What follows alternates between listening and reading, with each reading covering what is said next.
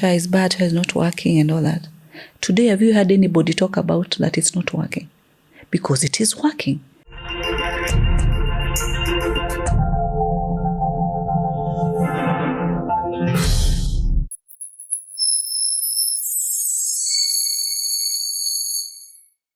Hey there, and welcome to Fanya Mambo Africa. Always an exciting time, and never stop saying that. Of course, I promise you every time that every week we're always taking this show higher. Today we are taking it higher, and for ladies, I think this every lady who's, if you're hearing this and you're not tuned to it, we just stand and watch, because we have one of the most amazing young leaders in the Senate, and very impactful in her own right. But we will be talking to her to find out if indeed that impact is being felt by us, the citizens, or you, the citizen. And yeah, just to hear her story into getting into the political space, I have none other than Senator Tabitha Mutinda. Yes. How are you? Salama sana. Thank you so much. Karibu Alfa House. Thank you so much. A nice place. Thank you. Quiet, cool. You know, away from the public noise. Here it's just the birds. It's beautiful. Thank you. You know, us, we're always in the capital city. Of course, it's congested, the noise, everything. And then you bring me here. Just a smooth, cool place. But you say you dressed for the occasion. You look lovely. Thank you. Asante sana. Karibu. You know, also, it's good that we keep, I think, leaders, especially politicians in town. So you have an experience of what we feel when we go to town. Correct. Then perhaps you can fix our problems. Correct. Like, does it bother you that there's always traffic? Of course it does. And you know, one thing I always say, either leader, either not, either business person, either student, there's one common denominator for us, and that is that we are all Kenyans. This is our country. These seats that we hold, they're not permanent. A student out there, she's not a student or is not a student for the rest of her life. You know, there's always sessions, moments, times change. So it should not be like we don't care about the roads because, you know, for me, maybe I have access, I can just maneuver and the traffic opens the road for me. No. It affects all of us because today you're here, tomorrow you're not there. So any solutions are solutions based on us as Kenyans, you know, as a family. That is what is important. All right. Very interesting to hear. I mean, this conversation was not supposed to start there, but we went that direction. Right. Maybe for many people who may not know you, because of course, I mean, we never assume that everyone knows you. You're right. Maybe you can introduce yourself to them. Of course, you're a senator, that's obvious. But in terms of the things you've been pushing for, maybe for people to understand, and how Senate has taken you so far since 2022. Correct. Once again, thank you. And thank you for having me today. It's something that I appreciate. And I want to congratulate you. I want to congratulate Alpha for doing it differently, for having conversations, having platform that also gives the young people here. So Tabitha Mutinda is my name. I'm a nominated senator representing the great county of Nairobi. And because most of us came to Nairobi, this is where we came from. There's what we call the rural home. My rural home is the great county of Kitui. So that's my cultural region that I come from. And I started actually as a pharmacist. Yes, when I finished my high school, went to college, did pharmacy, and I practiced it. And it really changed me. It gave me a platform to connect with the people at their time of need. One thing that I really enjoyed every day was to be able to dispense and to console, you know, the patient, because the last result in any medical issue is at the pharmaceutical level. Yeah. And I really enjoyed giving someone what was needed, the reading and dispensing the prescription. And when they came back and told me, I'm feeling better, That gave me fulfillment. That gave me the opportunity to start and continue connecting with the people at their time of need. I went on, got into business years later. I'm a CEO in my own capacity, away from being a senator. And then come 2017, I was active in politics, the Jubilee politics to be more precise, and still within the city. So my interest for politics really continued. I started growing at that particular time, putting in mind that I'm coming from a space that I've been connecting with people at the time of need. At some point, I was a member of the CDF committee, and for the need for people in terms of the bursaries and many other issues that came about, and when people could approach and you offer a solution and people are like, wow. And I felt there was a calling, there's something, because I listen. For me, I listen. I think it's my virtue. I tend to listen more. So 2022, I felt I was ready, and actually joined UDA, because of course it's a new party, and presented my candidature as a women rep for Nairobi County then under UDA, and started just getting into the ground. And of course, politics started, getting so much heated. And that's when the party leader and the leadership of the party decided, this being cosmopolitan, this being a city, if we start doing nominations at this particular time, then for our candidates in the different seats, in the different areas, constituencies, we might lose the strong candidates. There's always issues with the nomination level. At times, the opponent brings in their own supporters to come and support the weaker candidate on this other side. They do that, and then you lose the stronger candidate, they give a weaker candidate. So in the final elections, you find that their candidate takes the lead. And so in that regard, through the wisdom of His Excellency, Dr. William Ruto, and the leadership of the party, they sat down, and we were actually 3 candidates. Myself, there was Millicent Omanga, and there was another young lady called Mora.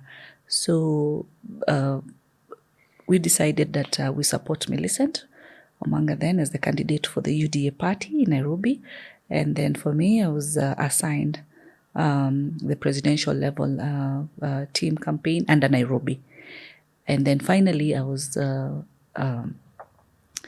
told or assigned to go now to represent from Senate. And long story short, you ended up in Senate. Yeah.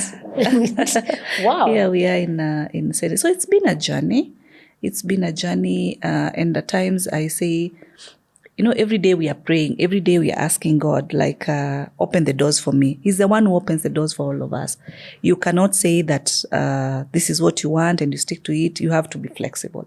Yes. Very interesting. It's interesting to hear how you just switched from wanting to run to supporting someone else. And this question is based on the fact that there's a lot of young people who want to run, but maybe don't understand the behind the scenes of political parties, politics by itself. Yes. How was that for you? Was it the easiest of decisions? And how did you move on from, I really want this thing, to fine, let's support this person for, the better maybe? Good question. It was a disappointment to the people that we had started allegiance, that we had started forging our narrative and our goals. It was a disappointment to the people that had already connected with me. It was a disappointment that the people were not able to reach that, my opponent then, and they felt now, we have our own candidate. We have someone we can present and all that. So it was not really received so well. And people felt like, now we've been left to follow a certain candidate, and that's not where our wish list was. So it didn't look so well. First, with the people who had promised to support me. As a person, I was also disappointed. I had put in some investment, had brought in some campaign material, the basics on the t-shirts and all that. So there's nowhere I could take them. There's nowhere I could move them. And that first day when it was official, the discussion was there officially, I was like, really, I had some hopes and all that. And now this happens. But to encourage the young people, there's nothing that comes easy. There's always a sacrifice. And you always have to work and at times volunteer. You have to try and offer something. That's why when I was assigned by the presidential team, like, come and join us and help us be able to analyze and do what we were doing at the command center for the UDA politics and represent Nairobi. I didn't refuse. I lowered myself. I went now. I was with other teams from different counties, all the 47 counties represented. And I was there every day, not because we were being paid, not because it was nothing, just sacrificing, just being there. You have to get out of your comfort zone. You don't have to give up. You don't have to be discouraged. You have to try and be part of the journey, because if you want to, they say, if you want to go fast, you go alone. If you want to go far, you go with the people. So I chose to go with the people. I chose to be part of the presidential team. And it really helped me. Why? Because apart from the promise that then we will nominate you to Senate, the more I worked with the colleagues, because they are still colleagues today, some of them are ministers, some of them are PSs, and others in the different aspect, I was able to showcase my competence. I was able to showcase my knowledge and skills as far as management is concerned and how we can be able to work and move this country to the next level. I had even a much better opportunity, because you see, when you're campaigning and you're meeting people on the ground, it's just the ground connecting and trying to promise this and that and stuff like that. But now at this other level, it's a working level. It's a management level. It's a decision-making level, a strategic a level, So I now felt, because that's something that I've done. I've done my master's at the University of Nairobi, and I'm currently doing my PhD. Wow, so congrats. Thank you so much. So I had now the platform to offer the skills and the knowledge that I had acquired from campus, and it flew on very, very well. I remember, by the way, when the final day now, when we went to Bomas of Kenya, and it became very chaotic, and it was of course, it was being aired live. And I remember my brother calling me because they saw me when the cameras were moving, chairs had started being thrown, and he called me and was like, hey, we've seen you, and mom is very worried, just leave and go. And I told him, this is just the beginning. I'm already in this space. I will not fear. I will soldier on. We will be here until the president is sworn in. What am I trying to say? I'm trying to say to the young people, don't give up. Don't give up. If you're already in the war, just know that in the 11th hour, in the last minute, there's always push and pull. Don't give up. Hang on there. Carry on. You could be in your last stages of doing your final exams to something. You could be in your last stage of doing an interview. But that day when you go in the last day, someone even at reception, discourages you or mistreats you or blah, blah, blah. And don't be discouraged. Keep focused. Focus on what you want to achieve. And that is where my focus was. I wanted to achieve that the president be sworn in at that particular moment. And I remember where we were seated, we are the people who, shouted when we felt that the police were not responding to the kills that were happening, because they were happening so that they could disrupt, and this swearing is not done. And then constitutionally, we would have surpassed the time that was supposed to be done. So with wisdom and all that, we calmed down after a few minutes and kept quiet. So of course, the other team didn't have anybody to throw stones to, because as we were quiet and started watching them, what am I talking about? I'm talking about sometimes wisdom. You could be at a point that you want to make your decision. Someone has pissed you off. Silence is not foolishness. Silence is not, you're dumb. It is wisdom, and it speaks louder. And we executed. We finished very well. And it is what it is today. So just to tell our young people that it doesn't mean that you have to always be, like all the time when you're rattled, you have to respond in a certain obvious way. That result will be obvious like this. At times you have to do differently to get different results. Okay. Do you feel if you had become the Nairobi women representative, you would have served Nairobi better than what we have at the moment? If yes, what would you have done differently? If no, why were you on the campaign trail? Thank you. A very important question. Nairobi is cosmopolitan. Nairobi is our capital city. Nairobi is where everybody wants to go and make a living, earn a living, and all that. Why am I saying that? With those factors in place, then the environment needs to be very conducive for our people. When we began, and you told me we're not even supposed to begin there, we just talked simply about, for example, the issue of the roads, traffic, and all that.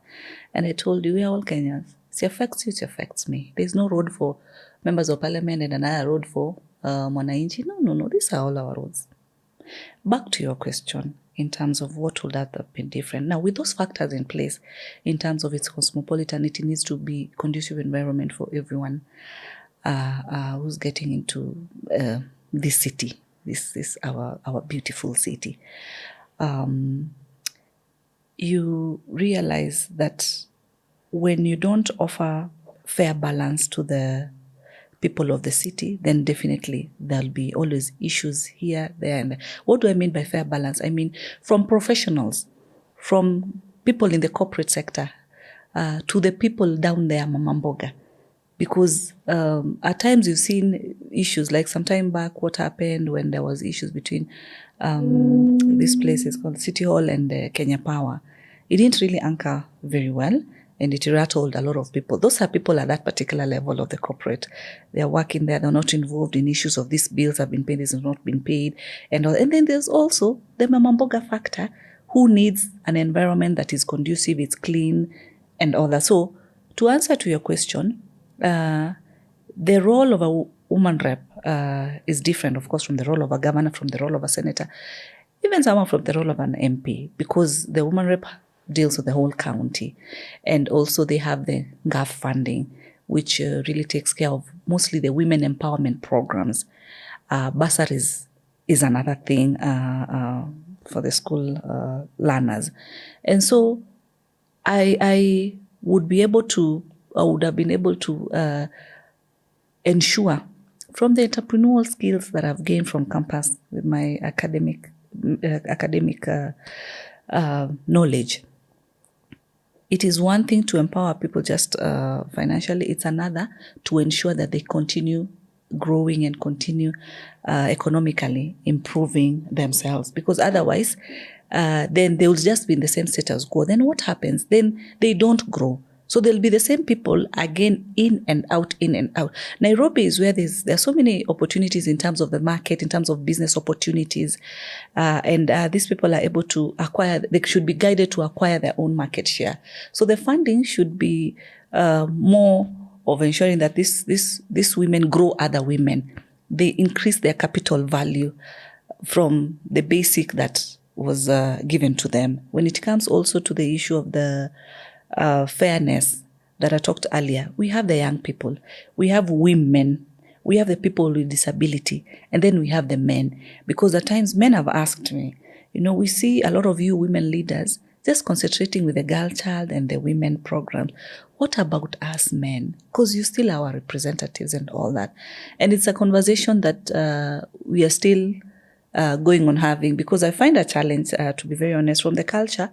At times, not all times, but at times men do not really encourage us to have conversations with them, because they're like, really, what are you telling us and all that. We've just connected most of the time as a politician with the women. We really connect so much. So you find that from where I sit as a senator, we don't have any funding. So whatever I do with my own efforts. I do with my own capability. That sometimes I get support from the national government, but I don't see it and the support comes to me. I have to wake up, I have to write letters, I have to knock the doors and get something that I'm able to give it back. So you can imagine if I'm doing that right now as a nominated senator. What if I was elected in that particular position? What would I do? I would even do times 10. Because like right now, I've been doing the sports program for the young people. I support teams. I support them with uniform, finances, my own. Okay, but uniform, the other day, the FKF president came aboard and helped me. But I have to go to them. I have to write letters. I have to knock the doors. I don't sit comfortable and say, I don't have funding, so munataka ni do. But let me I ask go out you, of my way. Let me ask you on that Yes. sports funding thing. Yes. Why is it that every politician wants to have a sports thing going on? Of course, we know it's political at the end of the day, but why can't you in the Senate fight to have the proper structures in place with, say, Ministry of Sports and all those bodies that work in the sports sector, so that they streamline it, and then we don't have MP, governor, women rep, senator having their sports thing going on? Because at the end of the day, the people who are suffering are actually our sportsmen. Let me tell you. You've asked me two questions. First, not that all politicians want to do sports. If I show you my messages in my phone, mostly Saturdays,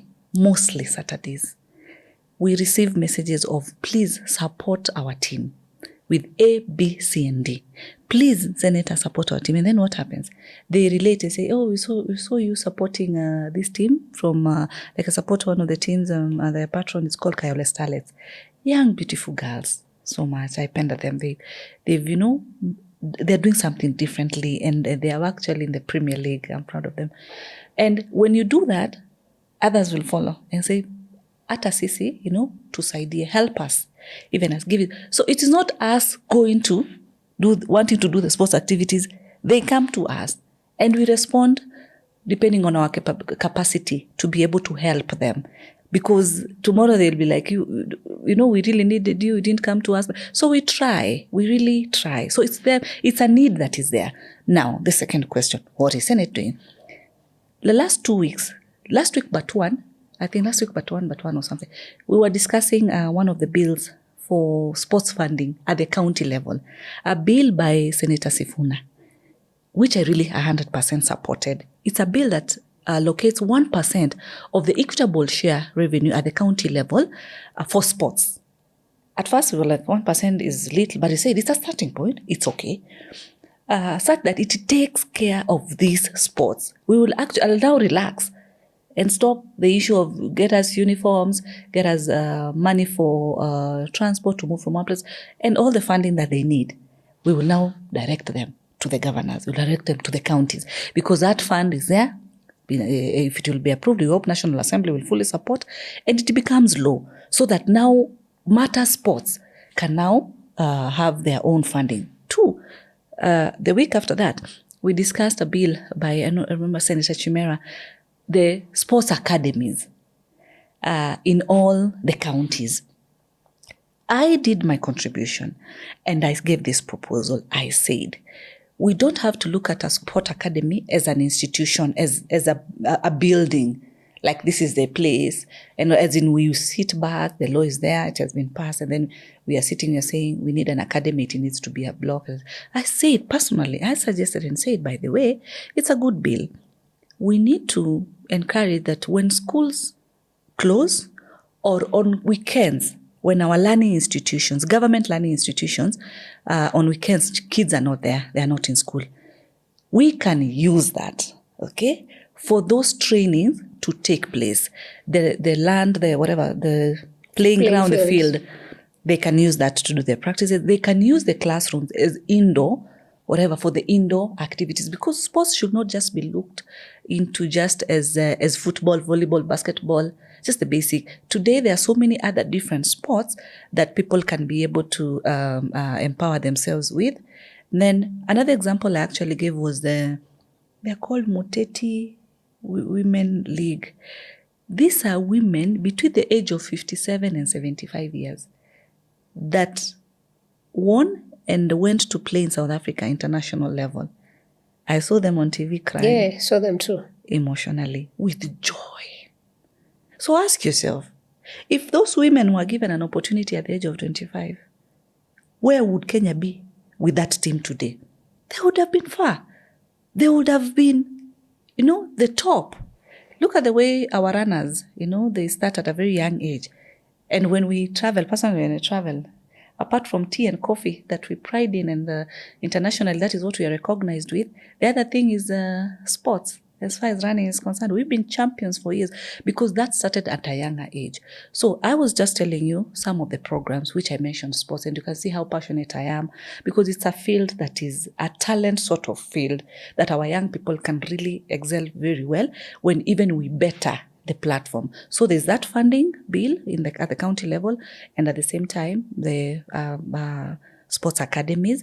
I'm also doing the clinic programs. I'm now running an eye clinic. I did it last month in Kibra, whereby the CHPs, in their collaboration, identified the people who had eye issues, brought in collaboration with the Lions Eye Clinic, brought them in, free consultancy. I paid for their medicine, paid for their glasses, and the ones who are now needing the cataract surgery, that will be conducted for free. And it's a surgery that costs about 180,000 per person. So that is an initiative. I'm going out of my way. I'm not sitting back and say I don't have funding. The other one is a food program. I've been distributing food to each and every constituency. In Nairobi, we have 17 constituencies and 85 wards. It's a big county. And from last year, December, I've been distributing food. And even this weekend, as early as last weekend, I gave Kamukunji constituency, Starehe constituency, Makadara constituency, over 600 women, 700 women, depending on the number in the constituency. My own initiative. What if, the question you asked me earlier, what if I got that other seat? How much would I do? I would do times 10. But right now, I'm doing what is within my limitation. The other thing is, of course, legislation. On the floor of the House, because our third mandate is legislation apart from representation and oversight. I have two bills. One is the Agricultural Extension Services. This is a bill that gives an opportunity to extension officers. In a nutshell, there are those officers who, from the county now, will go mashinani and be able to guide the farmers. There are people that used to be there kitambo years and then sort of were taken away. The other bill that I'm having is called the Labor Immigration Bill. This is a bill that touches on our young women and boys that are working in the Gulf countries, that are getting humiliated, that are not getting the right and their issues. The bill that will ensure these bilateral agreements between us and the Arabic countries or any other countries that we are having the labor market from Kenya to those countries, better structures, safe houses for our people, a law that also ensure that even before they go out there, the agents need to train them, need to guide them. And this issue whereby people keep on saying, I went there, they took my passport. A Kenyan passport is a government property. So nobody is authorized. But at times our people don't know that. Nobody is authorized to even hold your ID. That is why at times, even as much as at times we go to these places and they're told, leave your ID. But that someone cannot detain your ID. It is a property of the government and all that. So you find that it will help in informing our people because sometimes they lack that, they don't know that. And then we tighten the laws, even up and including even the salary packages. Why should a person working in the same category, but because we are from Philippines, they earn more, but they are from Kenya, they're earning less, and it's the same workforce. So with that bill and better bilateral agreements, our people will be able to, yeah. All right, that'll be very good because I saw the report that was released yesterday by Amnesty International on the same, and I think it will be very useful to your bill also to get that report, so it gives you more input. Now, when you speak about sports and all these things you're doing that are super amazing for the people, of course, you're part of UDA, and part of the manifesto was to fix these things that you're doing now. Yes. Why is it then that the party has not done it, and then now we have to have Senator Tabitha do it, we have to have Governor Sakaja do it, we have to have Senator Kangata, like, everyone is working in silos, and we are not having like the government having fixed these problems, yet the manifesto was amazing. It is the same government of UDA that is also doing it. The only thing is that I, as a member, I'm on the front line executing that. I earlier said, when we talked about the uniform, it is through my own efforts that FKF came in and have supported. FKF is being supported by the same government, so they are supporting. When the governors would support, they are supporting because they have the funding from their equitable share. That is money for the counties. That is the funding that we normally allocate to them. When it comes to the food, this is food that I'm also collaborating with the national government. I go request for food for my people. The food is given, the food is distributed. The difference is, actually, for me, from where I see it, I am pushing our own manifesto for the party. I am ensuring that whatever we promised, I'm actually actualizing it. I'm not sitting back and saying, we don't have funding, then Tukai. I even got, in the year 2022-2023, I got some scholarships from the county of Nairobi through the governor then. And I gave my people. Is it because I have a kitty for the bursary? I don't have. But as a leader, I go, because senators, we do not have funding. Even the funding that had been proposed is for oversight. What is oversight? Is going to the institutions at the county level. Like last month, I went to the Northeastern. Apart from being the Vice Chair of Finance and Budget in Senate, I'm also a member of the Committee of Health. And I'm very passionate with health, looking from where I'm coming from in terms of doing pharmacy. And we went to the hospitals, and it's a shame. It is sad. We moved into hospitals. Areas I really was concentrating on were two: the pharmacy and the maternity wing. Going to the maternity wing, the toilets had taps that had dried, broken taps, so there's no water. In the toilets are there, there's no water. It's only one bathroom. Out of 4 bathrooms, only one which has a door that you can open and enter, no water.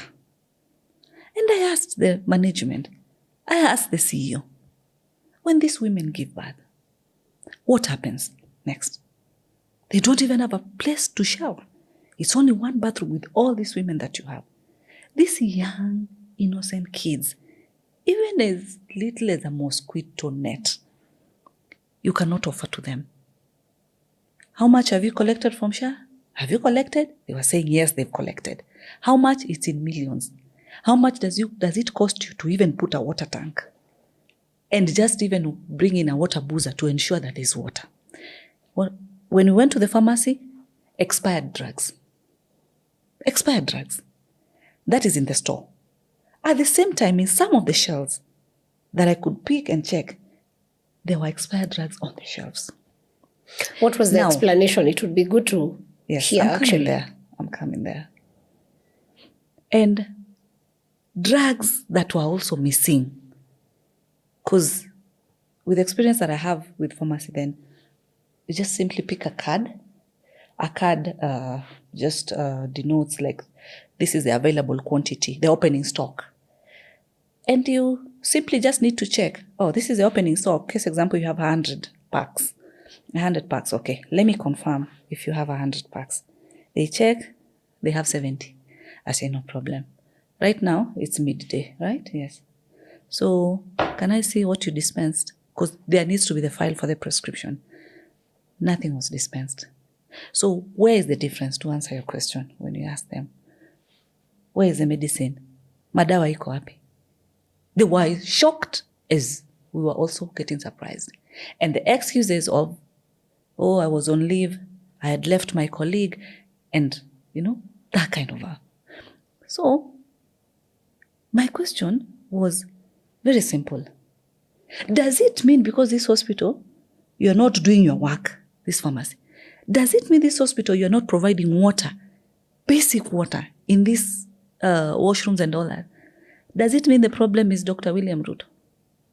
Isn't the one supposed to come and put water here? You are under government salary. You are employed by the county. What we've done in Senate, we've pushed for more money to the counties so that we improve our health system and all that. I had even an impromptu case where a patient noticed that we were around. And he came and shouted, they said, these people are so unfair. They have refused to give me medicine. They are telling me to go and buy outside. And there's medicine in the pharmacy. We said, which medicine? Go check. Is this medicine place? Yes. So why are you telling this patient there's no medicine to go and buy outside? So what happened?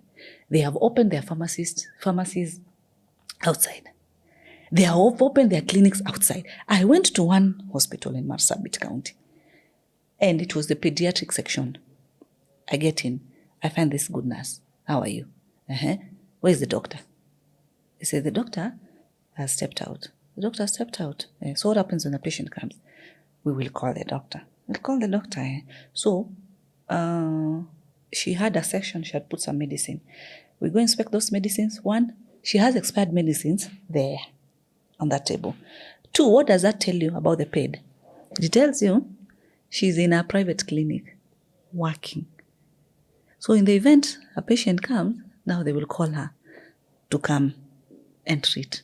Or they will collaborate with the nurse and she'll ask, how's the temperature, how is this, what's the problem, blah, blah, blah, blah, blah, blah. Dispense this.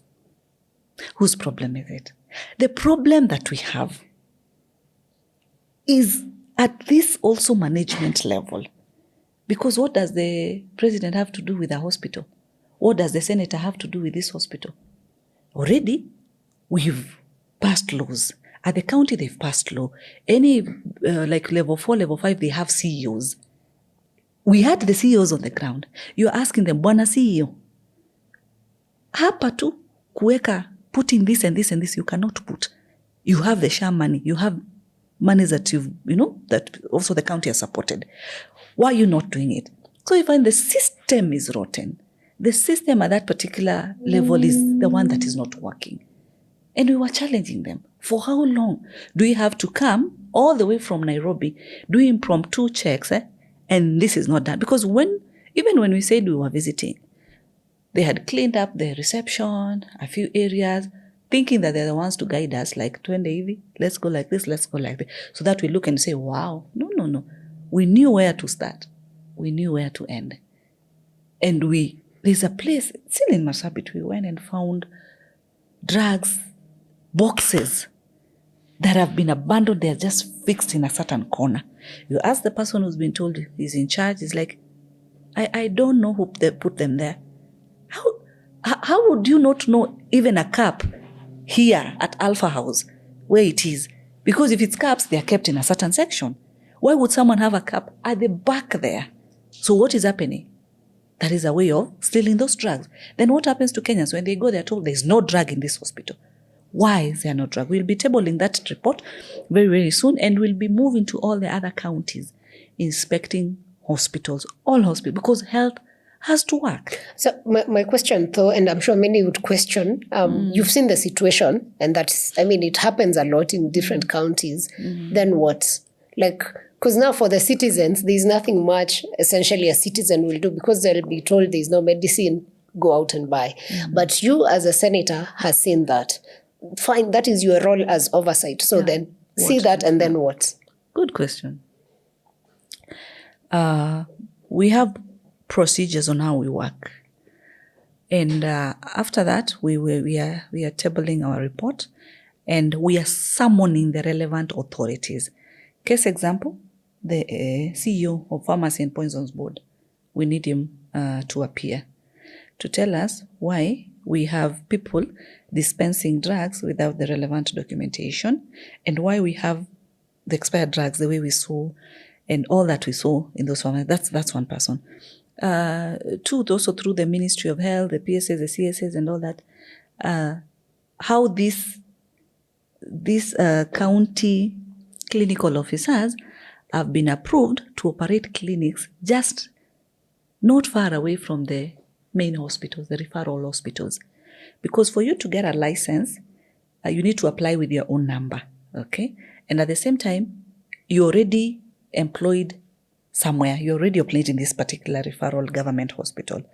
And the same institution approves you to have just a clinic adjacent there.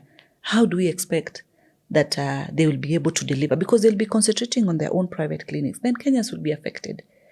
Those are some of the things that is how we'll be addressing them, because we are discouraging that. Comes to the pharmacy, we are discouraging that, because I told you the last place any patient goes now is the pharmaceutical level. And even if a doctor tells you you have disease X, the solution is in the medicine. You have to go and take the prescription. And if Kenyans are not able to get medicine, they have to be forced to go buy expensive medicine out there. Yet there is medicine. With the card for SHA, it is taking care. And scrupulous, business people there, they've done that. Then it is the authority that needs to completely cut that. So the middle system is the one that is giving us challenges. And that's why we are pronouncing it. We are saying about it. We are communicating about it. You see, from where I sit and the mandate that I have, and the case example I've given you about the hospitals, we are doing what we are supposed to do. I'm not saying that we sit back and say we've done our part, the rest to do their part. When we bring these relevant leaders, be it the CEOs and all that, we are giving recommendations as a house. And those recommendations need to be adhered to for the benefit of these Kenyans. And I speak like that because I earlier told you from the beginning, I said, I'm a Kenyan. That is my common denominator. All of us, we are Kenyans. I have relatives. I have friends. I'm still continuing making friends with all the networks that I have. I'm not a billionaire to afford that any person who comes to me, I can afford to support their prescription. I'm not. But I have a platform to voice out and to speak and say this needs to be corrected so that our people are able to get the right services. Yesterday, we had a very late night meeting with His Excellency, the President. And, partly in our discussions, he talked even about SHA, that it's a manifesto that needs to work. And most people are not informed, because remember when the narrative came and said that SHA is bad, SHA is not working and all that. Today, have you heard anybody talk about that it's not working? Because it is working. But you find that people are not informed correctly. They are not sure.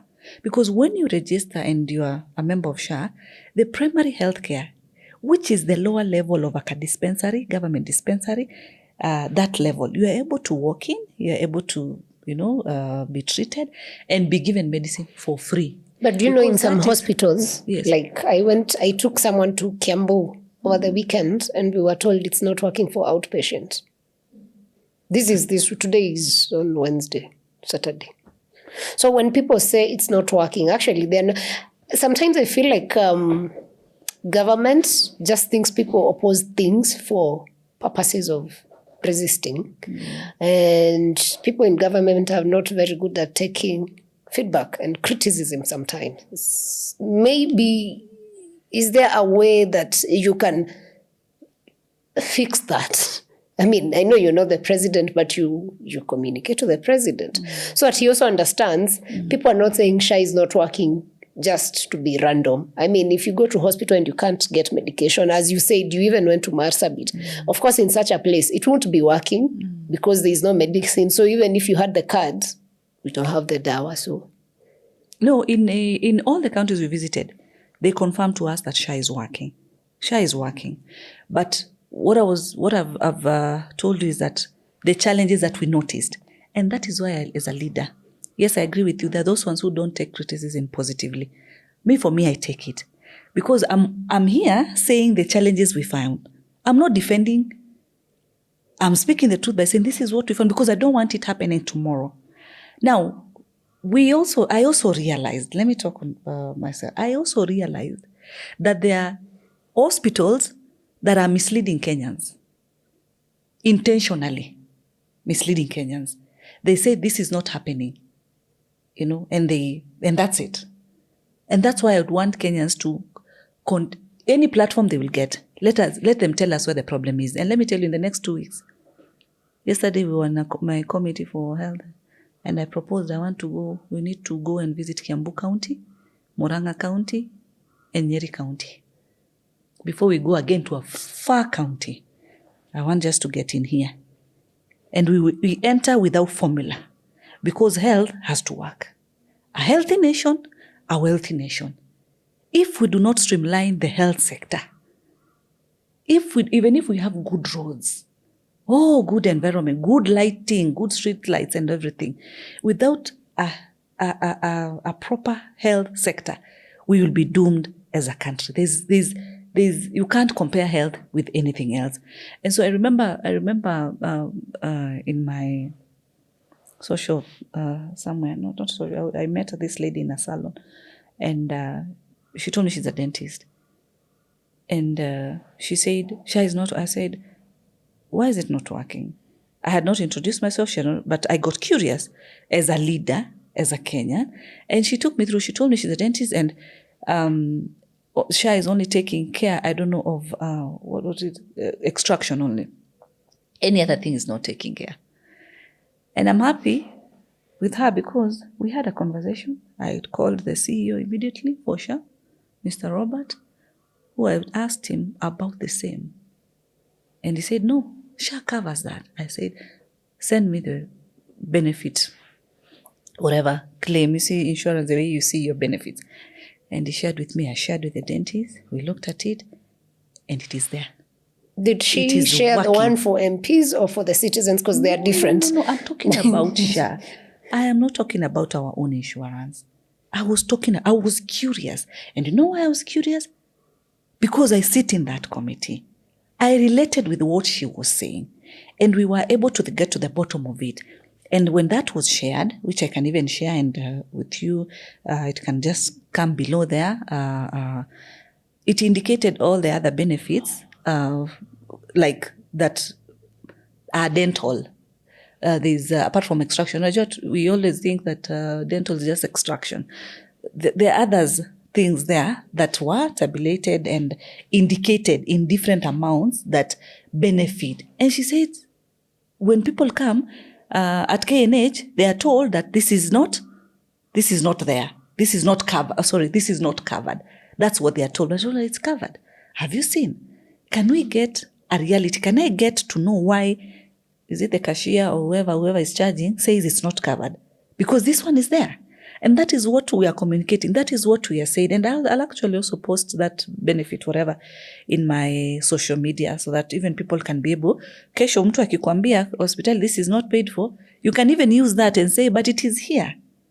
We need to tell the truth. But Senator, that is true. Yeah. My argument though would be, I will go and show them and they'll just tell me it's not working here. It's there, like it's there. It's not the first time you've been told, it's there, like it was listed, but it's not working. So maybe, would you know what the exact problem is when we have things that we are told should be working? Ideally, the government knows it is working, but qua ground, as they say, qua ground, it's not working. Because where then is this money going to? Correct. It's a question that does not really anchor so well. Because if you have an insurance, like the way today, probably you have an insurance, when you walk into, you use that insurance. That's what you present. Yeah. So why would someone tell you your card is not working unless it was not approved for that financial, because it's an annual card for that matter. So if you used it, let's say last week, and today you move in and you're told it's not, you would need to understand what is not working. So we realize, or I realize, that it is specific institutions, specific places, just a few, that probably will indicate that it's not working. But Kenyans need to ask, what is not really working? If I've used this card, for example, to be treated basic primary treatment. Like you've walked in, you have diarrhea or you have stomachache, blah, blah, blah, and you're treated. How comes it's not working on this other side? They said it is not covered. It is not covered. Then they need to know what is covered. I think I would encourage that people get to understand, if you have SHA, what SHA covers, what SHA does not cover. That needs to be pronounced more publicly, and I will advocate that that benefit, okay, is brought out. I will actually try speak to our Honorable Mwaura, the government spokesman, to bring that communication out on all the benefits of SHA so that Kenyans are aware. And I feel that even when that is communicated at that national level, then people will be more informed. Lack of information is also affecting, and there's no need. It doesn't benefit me as Tabitha to have that information and not share. And if you are keen with me, you can tell that despite I having my own private insurance, which caters for me in a good way, I have gone further to understand this one for the common mwananchi. I'm interested because they're the ones who matter. Remember, they are my bosses, by the way, because it is not for them, we would not even be in these offices. So I've gone further to try and understand this cover, and that's why I'm saying I would advise the spokesman to bring the benefits of SHA to the people. I'm not comfortable. I'm not sat and said that, kwani kama mbaya. Doesn't affect me. No. You know, now, us as your bosses also question why SHA is not given to MPs. I mean, if it's very good, why is it not then the same one that MPs use? Because the argument is really, if it was to be used by MPs, for instance, even if, like, let's say, even public education, if MPs were forced to take their kids to public schools, they would ensure the systems work.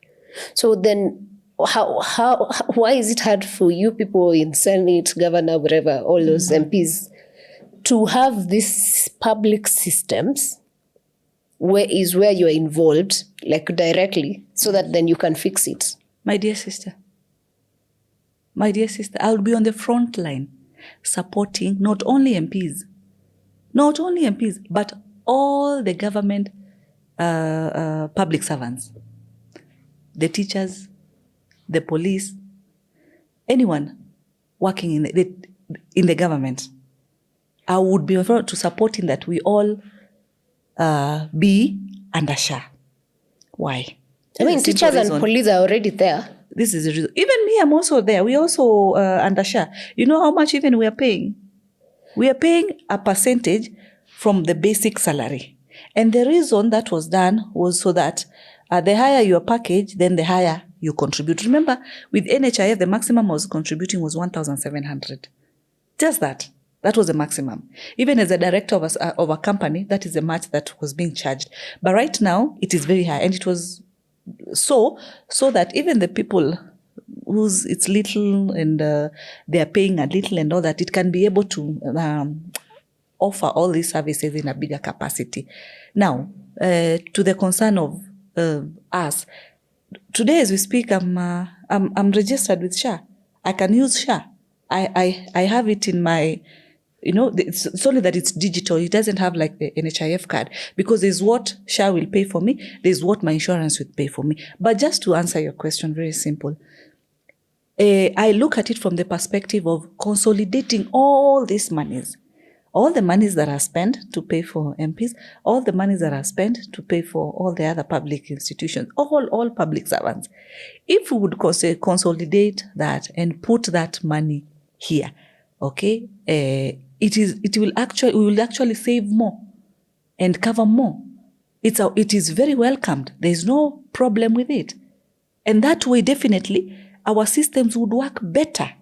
Because today, if I go to a government referral hospital, probably the fact that I'm a senator, you'll find that they'll run up and down to offer me a service. I need them to do that to every Kenyan. That needs to be done. So at times, with all due respect, we've seen continuous strikes of our medics and all that. When we consolidate all these funds, they will not have challenges when it comes to their salaries. permanent pensionable issues and all that, the system would be very much streamlined. But as I said earlier, you find that there are also some of them, not all of them, they are also participating in making this industry a bit rogue. Because if, as I said earlier, if you go to a hospital and they were told there's no medicine and it is there on the shelf, and then you are directed to a certain chemist at the corner, what are we doing? It has to be a win-win. We are also part of the problem. That is the problem that is really happening. But there's no problem in terms of the ideology for sure for all government people. All right. Now, moving on to some other national issues. We have, last year, June 25th in particular, we had the Gen Z protests in this country. And since then, I think the politics of Kenya has not been the same. I don't know whether you feel that as a politician. What do you think changed on the national conversations on the political space? And if that change is felt in your opinion, what change is it that you feel is happening in the society? When I remember that day, that was 25th of June, 2024. It's a day that will go down in history as one of the dark days in this country. Still condolences to the young people that we lost in this country. It's not a matter that as a leader, we really are so proud of just talking, but it's our reality. We have to talk about it. It's a day that was dark because we didn't expect that. And the occupancy of Parliament that day is history. It is sad. It's not a space that we would wish we go back to completely. But allow me to say this, that where did it start? Before we got into the discussion of the tax issues, it started from the issue of opulence by some of our colleagues, some of the leaders, not all of them. And this is what really angered a lot of Kenyans. And they had the right to be angered. I did not support opulence. No, not at all. That is going actually against Chapter 6 of the Constitution. It is sad. Now that anger started building at that time. 2, our Constitution allows for public participation during legislation. It was taking place, yes, but apparently, now, with where the anger had started building from opulence matters to some of the leaders publicly on podium saying that tutapitisha, like it or not, that's not leadership. Because you need to talk to the people, you need to make them understand why this has to be like this, why this has to be like this. Then, of course, politics got in. What happened? The opposition distorted the narrative. There were issues of land that were not even in the finance bill. But it was brought out like this, a matter on the issue of land. A matter of issues, of marriages. If you're married, you need to pay, what, and things like that. And there was no better communication about the nitty-gritties of this bill. And during the second reading, amendments were allowed like that. But already anger had built, agitation was there, and people said, stop. Even if we don't want it, completely stop. And the narrative of the basic essential commodities prices have increased and all that. So already there was anger that already built. And 1 year down the line, as we speak, we are now at again on the finance bill. And public participation has started. They have targeted 11 counties. They had not included Nairobi, but I remember I've talked to one of the members and requested Nairobi needs to be also included as one of the counties for public participation. I'm happy that the essential commodities, the milk, the bread, all that, the sanitary and all that, they are all zero rated right now, because those are some of the issues that really angered Kenyans so much. And exemptions, there are so many exemptions in this bill at this particular time, so much. So you find that things are getting much better. And also the same committee, the leadership of the committee, the chair, they are trying now to explain anything that is being observed by Kenyans or even stakeholders that we normally invite. And I want to encourage Kenyans to really air their views. It is public participation is not limited to this institution or to, it's open even to Kenyans. You can be able to do your submissions. You can be able to raise your voices with the relevant channel of parliament and submit. And there is no view, I can tell you, that is never looked into. All views. I remember in my current committee of health, there is a bill, I'm a bit forgetting, that we had, the tobacco, and it's not a tobacco bill, but there's these cigars, these modern ones. I don't smoke, so allow me to just explain the ones that these young people are. Yeah. Is vape. Thank you so much. Yeah, vape. So there's a bill in terms of the issue of vape that we have had over 7,000 views as far as the issue of vape is concerned, whereby concerns have been raised that the vape is not does not have regulations there where it should say it should be over 18, and it's not there. So if you find a 10-year, you can't even ask them, and it's accessible with all these. So it's a bill that is ongoing. I was just giving you the numbers as far as the stakeholders' submissions are concerned. So they are fully welcomed. And we hope and pray that this time the finance bill will be well accepted, will be well received. And remember, His Excellency the President, in the final stage, refused to assent to the last year's finance bill, because he really, at that point, stood with the young people, he stood with the Gen Z as far as that decision of reject finance bill. And from that time, we've not really had any type or kind of protest. And I remember last year, a time like this, the conversation had started building. The narrative of reject finance bill had really started building. But at least this time things are different. I think where we miss the point is on the correct communication and timely listening.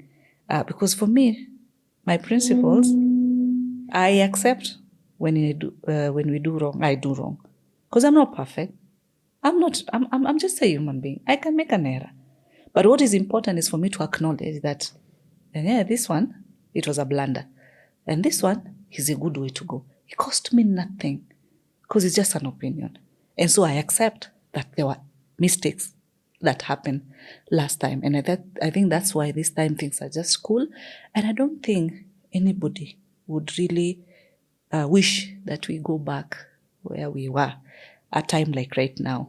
Do you think politicians understand what the young people were fighting for, from where you sit?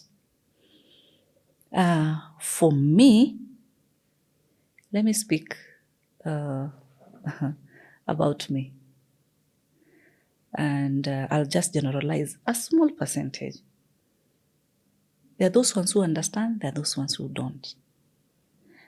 And the understanding bit, when I say there are those ones who understand, for me, in my own view, one, I was very impressed when I listened to the young people, the way they articulated the issue, and the way they said, you think we don't know, yet we know. You think we are kids, we are not kids. We forgot as parents that we've at least been able to afford good learning institutions for our kids. So we are getting value for that. And at the same time, they're still mingling, even with the ones in the public school. There's no much difference. They are able to relate. So they are able to share knowledge, share a lot. So they are very smart. They are very equipped. And by asking, do you really understand the young people? What the mistake that happened is that we assumed the young people. We assumed that they didn't know, only to realize they are so much informed, which is excellent also as a country. It's a compliment, but by the time it came out in a way that, of course, we didn't expect. And what young people need is listening. They need to be listened to. They need to be given an hearing more, because the environment has been sort of assumed like, these are just young people. What were chips na were pizza na iPhone, Wrong assumptions. These are our kids. We've taken them to schools. They are interacting. It's a digital space. They have access to international information, local information. They can be able to do research. They can be able to do Google and get information and things like that. So the difference or the gap has been less room to listen to their own views. Because when that happened and we had a few platforms, we could meet with the young people. For me, I was curious, like, what is it that you're not doing? And one common answer was, you're not listening. And listening is a virtue. I don't need bonga points to listen. I don't need airtime on my phone to listen. I just need time to listen and to hear what is it they are saying and what they really brought out. And it still is something that has not really been fully achieved. They normally talk through the social media. And young people talk in different ways. They can talk through dancing. They can talk through just being in spaces and their own spaces and all that. But what we need to understand as leaders and parents and all that is, what is it that they are saying? They could be saying it is wrong. But how will we know it's wrong if we don't listen? They could be saying it's right. How will we know it's right if we don't listen? So there was no much room for us to listen to them. As I said, I'll give you my answer in a general way, because I don't want to just say, for me, Tabitha, and because I'm a leader and I'm in that space. And even if I'm the only one listening and 20 of us are not, then we've still not achieved. We've not achieved. And as I told you earlier, my principle is what is good, what is a plus to me, I'll say what I did wrong or there was a mistake, I'll acknowledge. There's no criminality in that. But I would also urge you to give the young people a platform to talk, to tell us more. Because you see, most of their time they're in schools, like even now, even the ones who are in college, they're in college. And to get them at this particular daytime, it's a bit, but you can create moments, even when they close school or even on weekends, a platform that the young people can talk to us. Young as even the age of 10, young as the age of 16. As long as they don't have ideas, we want to hear them. And even the ones who have ideas, who've just crossed 18. What is it that we don't know? What is it that we also want to hear? Because they have a lot of knowledge. They have so much talent, There is a lot that the young people are having today. But the best way is to see, how do we have a conversation? I remember one of the issues was also the tax issue as far as the digital content creation is concerned, and there was some taxation. And I know right now, I think, I don't want to give the wrong information, but I think there's a discussion also in the finance bill about that in terms of now exemptions completely at the local level.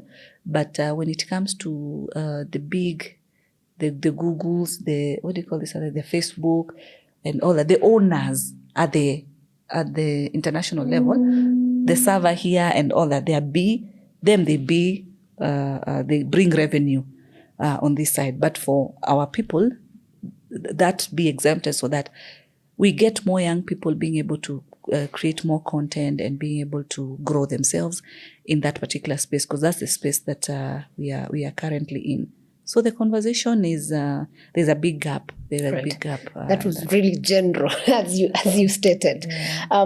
Very interesting to hear your thoughts on that. I'm keen to understand, or rather to hear from you. When you see these young people, of course, it's an educated lot, number one. Pretty much most of them got free education from the Kibaki era. Are you politicians afraid of a learned generation critiquing you and maybe getting onto the political leadership space? 100% no. And you know why I say like that? I'm a mother. I have a daughter right now who challenges me on matters leadership. Factual. So how do I fear my own? That other kid out there is like a kid too. It's like I'm a mother to the kid. There's no difference. How do we really say as leaders we are fearing our own kids, our own generation? What we just need to do is to levelize with their thinking.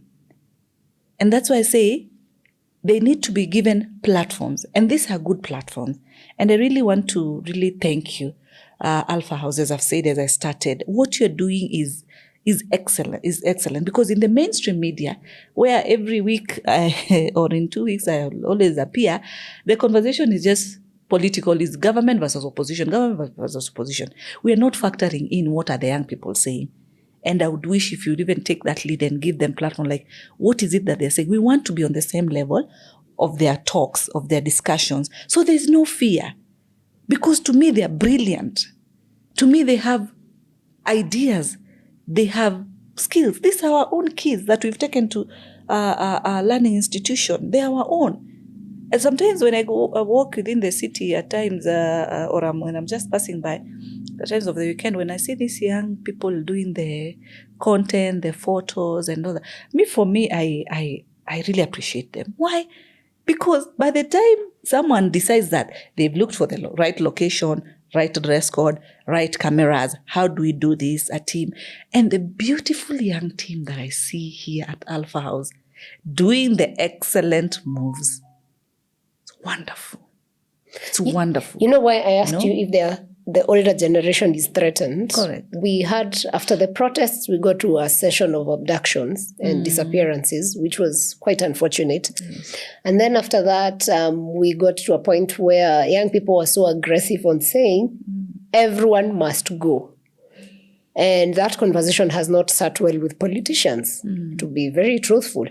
And something else in line with that, we have seen several people dictate that now we need regulation of social media because these young people are not doing the proper things.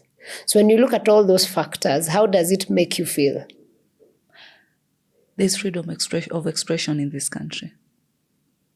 And it should be respected. It should be adhered to. You cannot silence that. And the issue of abduction is not something that I agree with completely. The other day, the president said that this should not be repeated again. And it's not something that I would wish anybody's kid to go through. Not at all. And I pray, because I saw the other day in the news that the activists came out and said there are those ones who have not yet been released. I don't know maybe the specifics and all that, but I would wish and pray that they also be reunited with their families as soon as possible. For those ones who've been reunited, well and good, but it's not something that I would support at any particular moment. Now, the issue of politicians being angered with this, we are human beings. If you insult me, I'm human. I'll feel it. I'm not made with a heart of metal that I want. It's human to feel the same way. Even the young people, probably, there are those things that we did, especially when I said the issue of opulence, that angered them. They are human. They'll be angered. It's normal to be angered.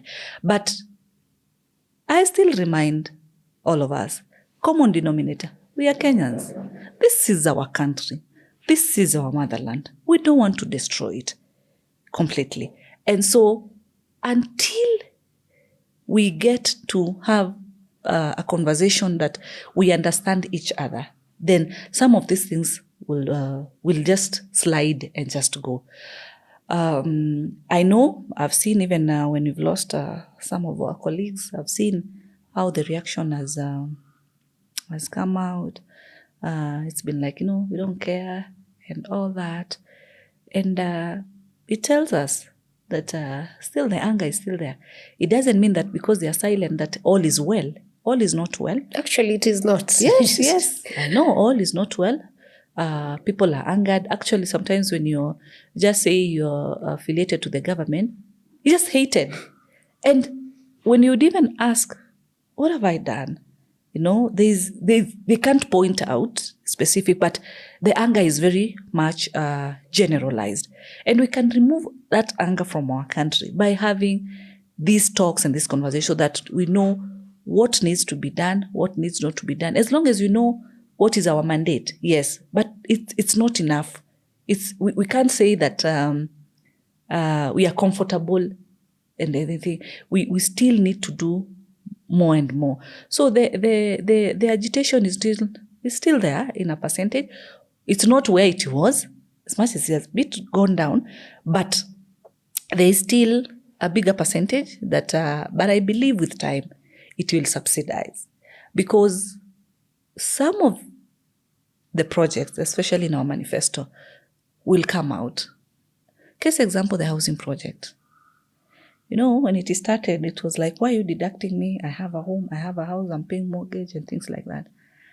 If today, it's been just 2 years down the line, I'm forgetting the number, but I know each and every county has the housing project. The essence for it was to offer affordable housing, and especially to the middle sort of young people who are now probably earning a living. The same money that you're paying for rent, the same money you can move in here and start paying. All you need to do is go to Boma Yetu. And in years to come, in like the next 10 years to come, these cities should change. These counties should change. We should be able to have that. So at the beginning, it's always painful. It's like buying a phone, an expensive phone. Case example, iPhone. How much is an iPhone? So the savings that you had, you'll become broke because you've put in that. But later, if you want to use that phone to do content, to do this, later, you'll definitely see the value. I think maybe probably what happened is that we brought in all manifesto at once. We brought the issue of the universal healthcare system. We brought the issue of the housing system. There's the issue of the electrification, maximum connectivity of electricity to all parts of this country. The issue of roads, maybe probably everything at once at the beginning. To the same pace. To the same pace. Correct. And taxes going up. So if I was earning 50, now I am left with 30. Now. Exactly. So it just came at once.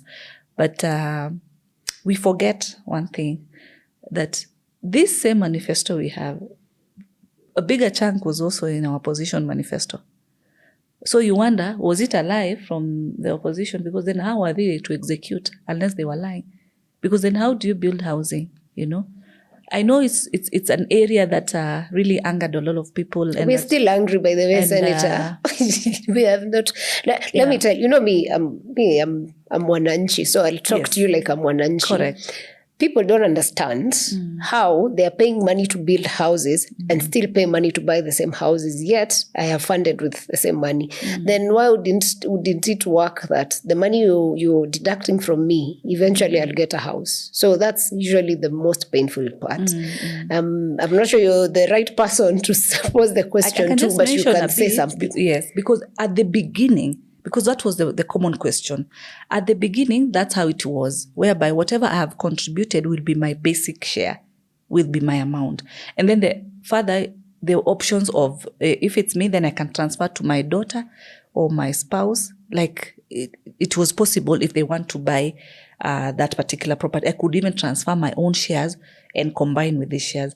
But after the protest, after everything, things changed there a bit. Things did change. But I know it's not something that will be so much appreciated. But the same way, now we have noises having gone down soon. And because I think tomorrow, if I'm not wrong, tomorrow on Thursday, the president should be in Mukuru kwa Njenga and giving the keys to the people of Mukuru to occupy those houses. And I've said, if people will come across those rich people who have now been given those houses, let Kenyans say, let Kenyans communicate, because the priority are the people of that particular area.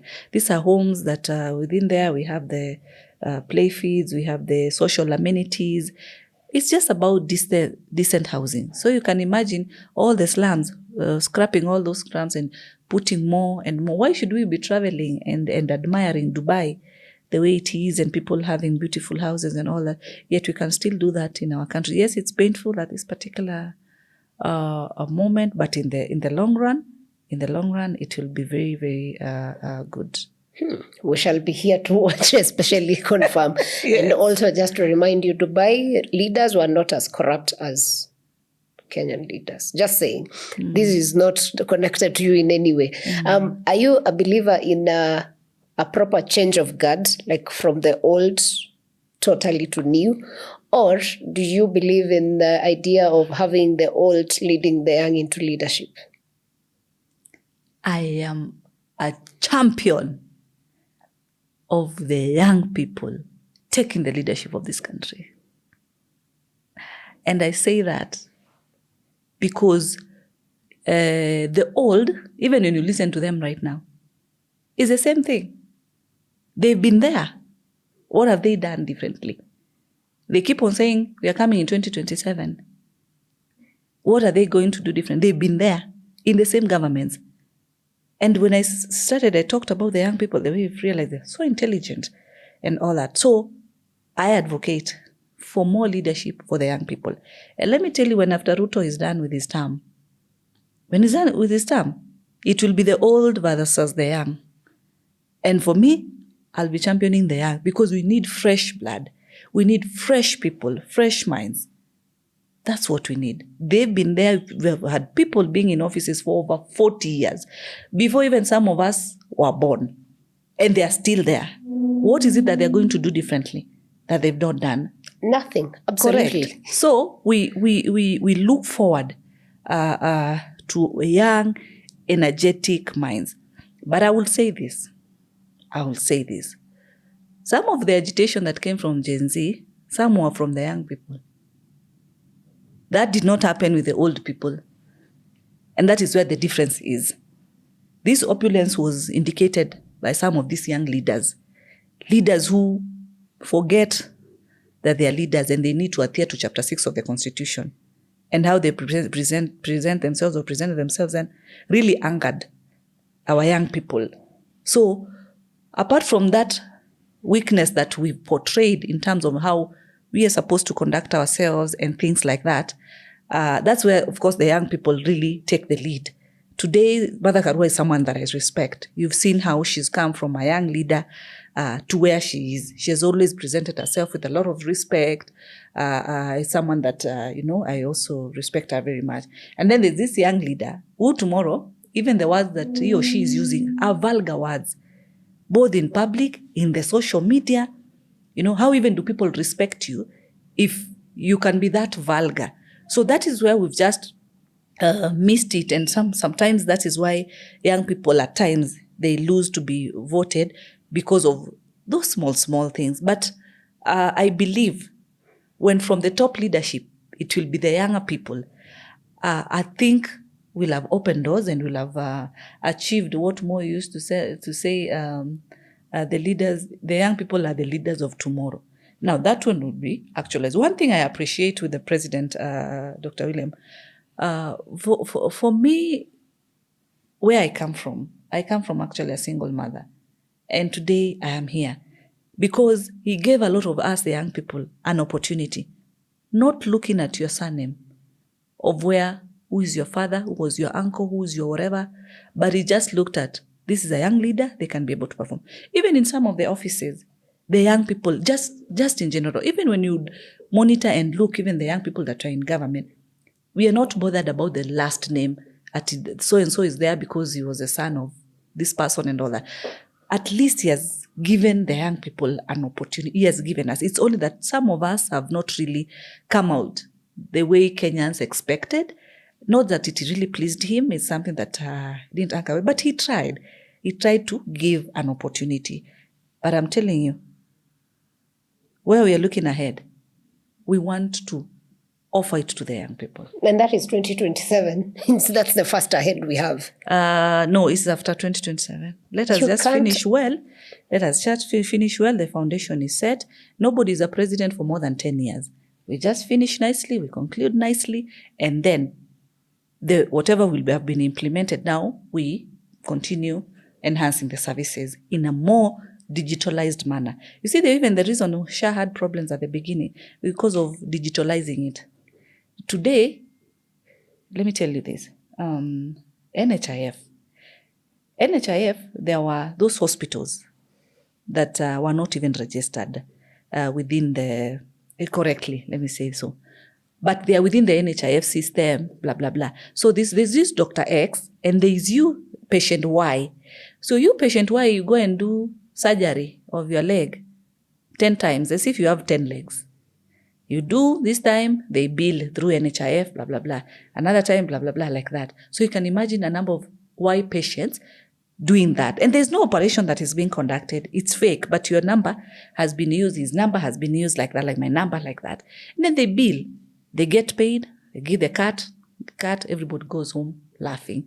When SHA came, what it did, one is that it has to register the hospital. So the hospital has a number, Alpha Hospital, number, this registration and all that's in the system. Dr. XX, okay, number and everything is in the system. For SHA to reimburse you as a hospital, you have to be in their system fully. There's no shortcut. So what happens, because now your SHA is digital, you don't need a card, it's digital.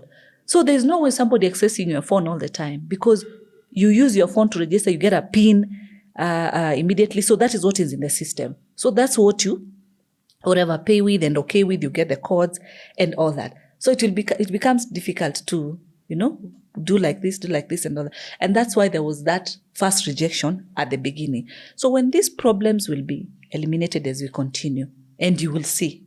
So the foundation will have been set by William Ruto nicely. And so when the young people, we are taking the top level of the leadership of this country, it will be even more smoother to run.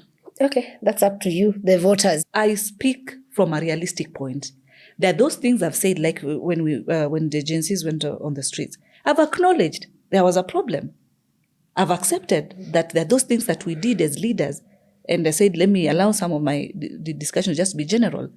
And said the opulence that we showed and everything. So I accept that this is the problem that we did. But this is the way forward. When I say I've gone to the hospitals and found these challenges, I'm not defending them. We are acknowledging. So that's why I'm saying let us have a discussion which will levelize the thinking in terms of what are the young people saying, what are we saying? Okay, what can we offer, what is not possible or needs time? So that we try, this is our country at the end of the day, we try lower that anger, at least to a minimal level, because I don't think there's any parent who would wish we go back to where we were last year like now. Okay. Yeah, so it's not because I'm affiliated to Dr. William Ruto as the president, but because I have a platform. I sit with him and I hear how he discusses things. And I also want to encourage, you see, we had, after that, we had the president going on X, blah, blah, blah, and would wish that medias like your media and others that are within the social platform, like YouTube, to also get more platforms with him and be able to engage bit by bit, so that we put that information rightly and correctly. At times we allow it to be so much politicized, we lose the goodies. Okay, just tell him we want to host him at the Alfa House. Awesome. Pass the message. We are very ready. Perfect. So because he has a lot to tell the people, I believe, as a president, of course. Now, besides the Kenyan politics, let's just do some testing just to see who's your best African leader, and do not tell me the president of Kenya, because we experience the same president. So across Africa, and why? Ooh, you caught me off guard on that one. I'll go for Mama Suluhu. I just appreciate the way she carries herself. She's a people's person. I know I think she's a second wife and my very good friend, she's the late Wangari Maathai. She's a woman, a leader that I really admired her steps. She was a go-getter. Of course, she won international awards because she focused and kept, a sober discussion as far as matters of environment were concerned. She has been a champion for the same. And of course, she carried herself very, very well, very humble. I tell people that don't forget where you came from. Don't forget where you are. Don't forget where you want to go. Because it's in the mix of that forgetting that you lose it and you're not able to achieve your goals. True that. Yeah. What is it that you do when you're not legislating, distributing football kits, distributing food in Parliament? What do you do for fun? For fun? First of all, if I'm, of course, not doing work, my priority is my family. My family is my priority so much. But I think you're trying to ask me as a person, even when I'm not being a mother. Being a mother and all that. I love my own space. I'm a spa person. I will spend time ensuring that I'm just looking good. Right. Yes. Clearly, it's evident. Which book have you read that you've taken lessons for life? Could be like when you were a kid, a young person, like maybe when you're younger. Now, recent, current reads. Mm-hmm. Yeah. The book that I read twice is Steve Harvey's book. Oh. Think Like a Man, Act Like a Woman. I read it twice. It changed my life. Why? And it's a book that I would encourage every woman to read, and even the young people. Think like a man, act like a lady. And it has really helped me. I know you ask why. Women, we tend to be very emotional. We get to be very sensitive.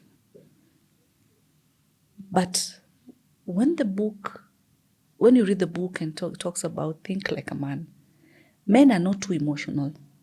Men think with a focus of where they want to go, blah, blah, blah, and all that. But at times we are so sensitive, emotional, we react so much in everything. And so it guides you as a woman to be able not to forget that, yes, you're a woman, but you need to readjust the thinking so that you achieve more. And even someone like Wangari Maathai, see how she came out, the zeal, the strength, looked masculine. Same case to Mother Karua. I think the women I've mentioned, they've sort of indicated the masculinity, kind of, but they've always carried themselves as ladies. They've always dressed as ladies. They've always presented themselves as ladies, and they've been able to balance. Because also, if you're not able to balance your spaces, then depression occurs, mental health issues, and things like that. You can imagine the space that I'm in. How do I balance family? How do I balance academics? How do I balance the political space? How do I balance entrepreneurial issues and things like that? Because I think we've talked about so many things, and you can imagine I'm able to balance those things. We are in a space that we have the youth. You have to understand their language. You're in a space that you have women. You have to understand their language. Wazee, you have to understand their language. The way you talk to wazee is not the same way we talk to women. The same way they do that. The way you talk to the young people is not the same way you're going to talk to men who are close to 50 years. The conversation is different. How do you balance that? Think like a man, act like a woman. Fantastic. You have been a pharmacist. Yeah. If you were to prescribe medication that would heal Kenya's systematic problem, what would that medication be? And how would we kill that systematic thing that just makes Kenya not move to the next level?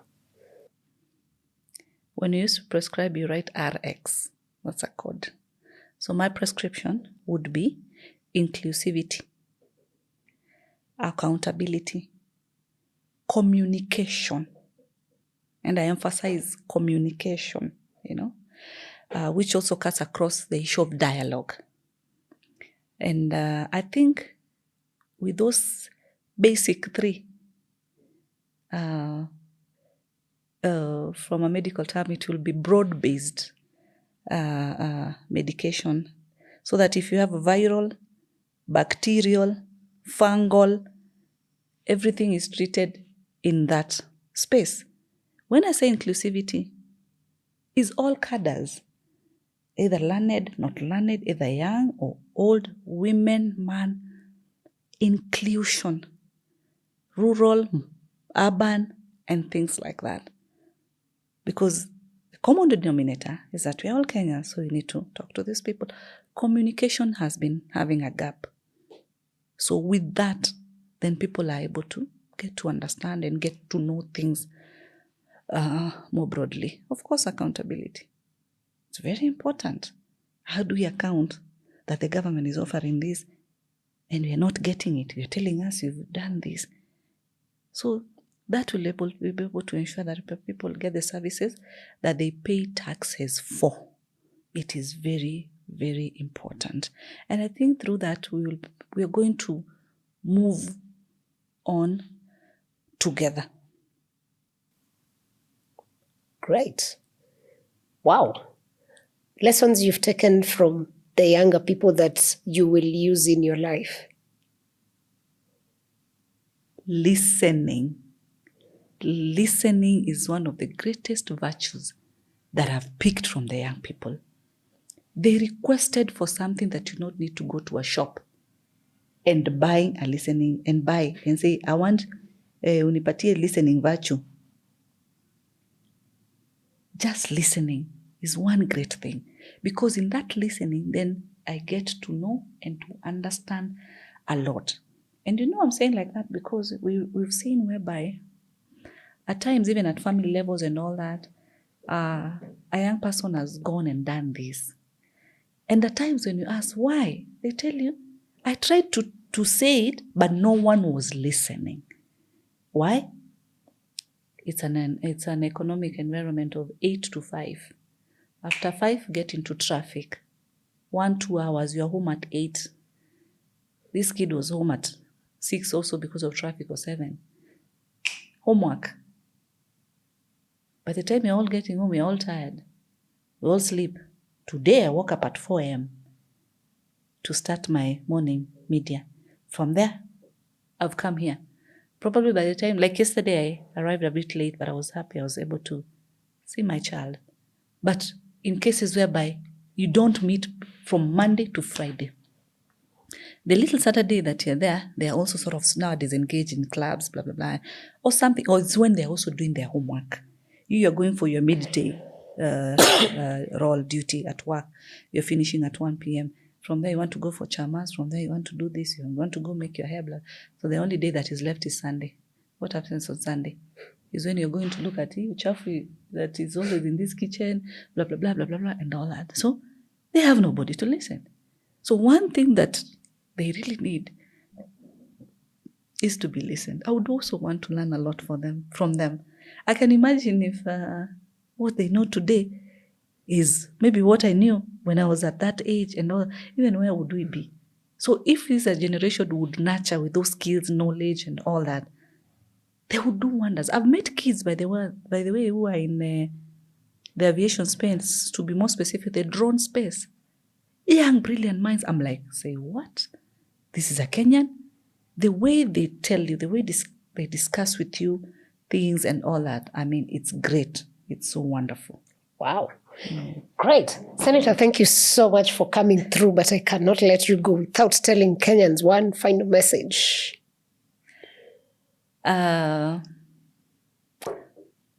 This is our country. This is our motherland. I think if we were doing applications where we want to be born, maybe Kenyans will not even have a population, probably because we would prioritize other developed countries. Nobody's going to come from out there and develop our own. It is us. It is us. Let us not lose hope. Let us continue being more, advocating more. Let us talk with one another, not to each other. Let us have conversations that we can take this country to the next level. It is our own. Let us not abandon it. I know there are things that have angered the young people, and it doesn't mean that they cannot be rectified. Let us continue having conversation. Come out, let us talk, and don't get tired. Don't get tired. This is still our motherland, and we need to take it to the next level. I look forward also to seeing young people coming out and taking the leadership roles in future. Don't shy off. Don't back off. It's a calling. Just come out. Let's walk this journey. Let's build our nation and let's enjoy our country. May God bless you all the time. Wow. Senator, thank you very much. And I look forward to calling you Dr. Tabitha very soon. So Amen. You better get through that PhD. Amen. It will be great. It's been such a sport talking to you and just getting to learn and understand your view of things and just hearing, someone who actually wants to speak to the young people with a genuine heart. Thank you so much. We totally appreciate it. And I'm sure our audience back at home love it. For sure, I know you do. You can tell us in the comment section. I'll forward the messages to her just to ensure that she gets the feedback. Yes. Thank you for watching the episode. We will see you on the next episode.